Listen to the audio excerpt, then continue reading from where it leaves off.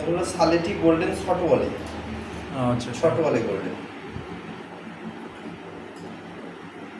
মিয়ানাজির পার্টির এক সিনিয়র ওস্তাদের কাছ থেকে নেওয়া। এটা রেজাল্ট কেমন বললেন?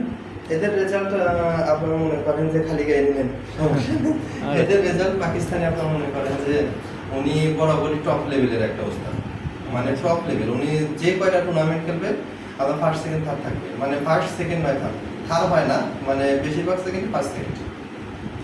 আর এদের আপনার মনে করেন নর্মালি আমরা তো 12-14-15 ঘন্টা উড়াইছি, কিন্তু আমরাও এটা আমাদের আবহাওয়ার জন্য কবুতর না এটা।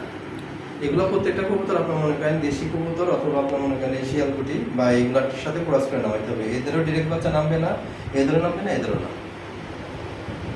কবুতর তো দেখেই বলতে বোঝা যেতেছে যে কোয়ালিটি আছে। হ্যাঁ,